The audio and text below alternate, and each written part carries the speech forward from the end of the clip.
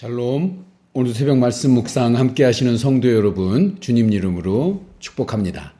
찬송가 259장 예수 십자가에 흘린 피로써 찬송하겠습니다.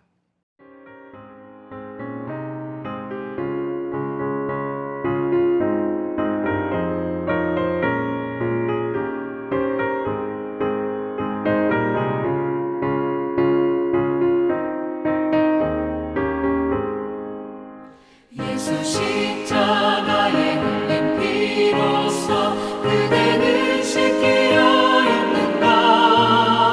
더러운 죄 희게 하는 능력을 그대는 참을지 않는다.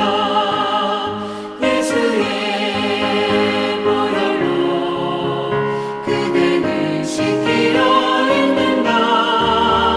마음속에 여러 가지 죄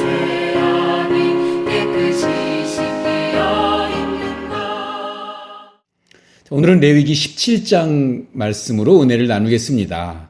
자, 그 중에서 11절 말씀 함께 읽도록 하겠습니다. 육체의 생명은 피에 있으랴. 내가 이 피를 너에게 주어 제단에 뿌려 너희의 생명을 위하여 속죄하게 하였나니 생명이 피에 있으므로 피가 죄를 속하느니라. 레위기 17장은 제사와 고기를 먹는 것에 대한 규정을 담고 있습니다. 구약 제사에서 주된 제물이었던 소, 양, 염소들을 잡아먹을 때 관한 규정으로, 자, 이런 규정은 이미 레위기 1장에서 7장 그리고 11장에서 다루었습니다. 다만 지금까지는 제사장의 역할에 대한 내용이었지만 17장에서는 일반 백성들이 이러한 것들을 잡을 때 지켜야 될 규정들에 대해서 소개하고 있는 것입니다. 먼저 가축의 도살과 이 피의 섭취 문제를 다루고 있는데요. 이스라엘이 이방인들의 풍습을 따라갈 수 있는 그런 잘못들을 미리 가르쳐 주십니다. 그래서 사사로이 가축을 도살하지 못하게 하십니다. 소나 양, 염소같이 제물에 쓰이는 가축이 먹고 싶을 때는 절대로 그냥 마음대로 잡아서 먹지 못하고 반드시 성막 안에서 잡아서 화목제로 드린 후에 고기를 먹을 수 있었습니다. 제물로 드려지지 않고 가축을 몰래 도살해서 고기를 먹는 것을 금지한 것입니다. 이 규례를 어기면 피를 흘린 자, 즉 생명을 자기 마음대로 죽인 자로 간주해서 자기 백성 중에서 끊어진다고 아주 심각하게 경고를 하십니다. 자, 왜 이렇게 심각하게 경고를 하실까요?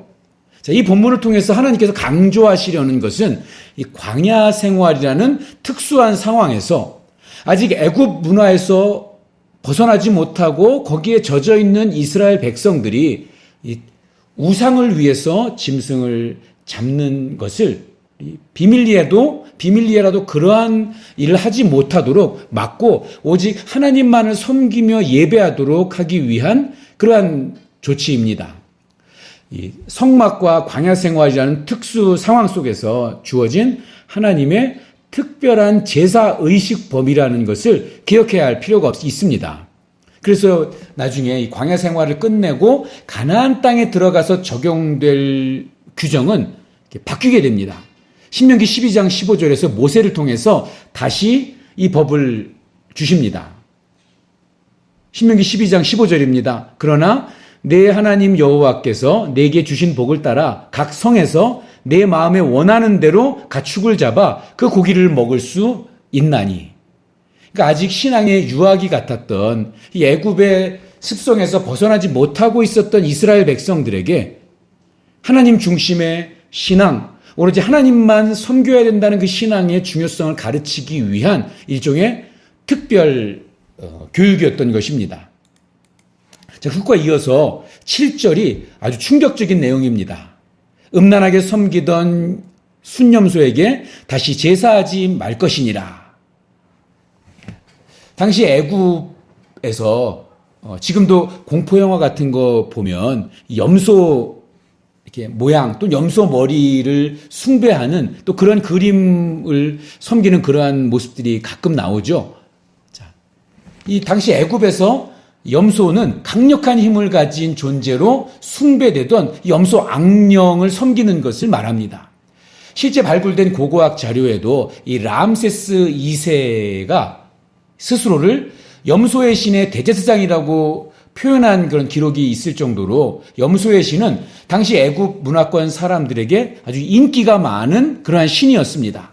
그렇기 때문에 하나님께서는 이를 특별히 언급하시면서 세상 유행을 따라서 이런 것들을 섬기는 행위를 멈추라고 명령하신 것입니다. 가축 도살에 이어서 피의 규례에 대해서 말씀하십니다. 특별히 피를 먹지 말라고 명령하시죠. 그 이유는 11절에 따르면 육체의 생명은 피에 있기 때문입니다. 피는 생명을 의미하고 하나님께서 이 짐승의 피를 이용해서 이스라엘의 죄를 속하시기로 우리 하나님이 그렇게 방법을 정하셨기 때문에 이스라엘 백성이라면 누구도 피를 먹지 말아야 합니다. 또한 그들 중에 거류하는 자라도 이 피를 먹지 못합니다. 이를 어기면 즉시 하나님의 백성으로부터 끊어지게 되고 그 죄를 스스로 담당해야 합니다. 심지어 가축이 아니라 사냥한 짐승이라도 그 피를 빼서 흙으로 덮은 후에 고기만 먹어야 합니다. 길 가다가 우연히 자연사한 짐승이나 들짐승에 찢겨 죽은 사체를 이렇게 발견하고 얻게 되더라도 그 피가 어떻게 흘렀는지 어떻게 처리가 되었는지 알 수 없기 때문에 그 고기를 먹는 사람은 저녁까지 부정한 것으로 간주해서 몸을 씻고 옷을 갈아입도록 했습니다. 자, 이 고기와 피의 규례는 십자가에 달려서 대속의 죽음을 돌아가신 예수 그리스도를 예표합니다. 히브리서 10장 29절에는 주님의 피를 거룩하게 대하지 않는 자는 하나님의 아들을 경멸하고 은혜의 성령을 욕되게 하는 것이라고 엄중하게 경고합니다. 그리스도의 피가 아니면 구원받을 수 없는데, 근데 그 예수 그리스도의 피를 거룩하게 여기지 않는 것은 하나님을 경멸하는 것입니다. 사랑하는 성도 여러분, 하나님의 아들 예수 그리스도가 오셔서 구약의 모든 제사를 완성하시고 단번에 십자가에서 자신의 피와 생명을 들여서 우리의 모든 죄를 대속해 주셨습니다. 예수님께서 피 흘려 죽으심으로 구약의 모든 제사들이 성취되고 그리고 그 의식법들을 완성하셨기 때문에 이 피를 먹지 말라는 규례가 우리 신약 성도들을 구속하지는 못합니다. 그리스도인들은 선짓국이나 순대를 먹을 수 있습니다. 괜찮습니다. 오늘 기도의 자리에서 눈을 들어서 그 예수님께서 십자가 위에서 완성하신 이 피의 제사, 보혈의 은혜를 바라보시기 바랍니다. 그것 때문에 우리가 이러한 자유함을 얻었습니다. 우리의 힘과 능력이 아니라 그 피의 능력으로 하나님 안에서 담대히 믿음의 길을 걸어가는 우리 성도님들이 되시기를 주님의 이름으로 축복합니다. 기도하겠습니다. 우리의 생명의 이유가 되시는 하나님 아버지, 오늘 말씀을 통해서 예수님께서 십자가에서 피 흘리신 은혜로 인해서 우리가 죄사함을 얻었음을 다시금 깨닫게 하여 주시니 감사합니다. 예수님께서 허락하신 그 생명의 은혜를 생각하면서 세상의 여러 험난한 일들을 우리 믿음으로 감당하는 우리 모두가 되게 하여 주시옵소서.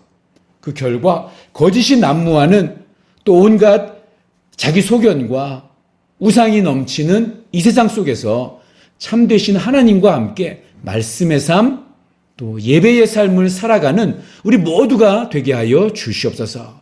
예수님의 이름으로 기도하옵나이다. 아멘. 오늘도 행복하세요. 사랑합니다. 축복합니다.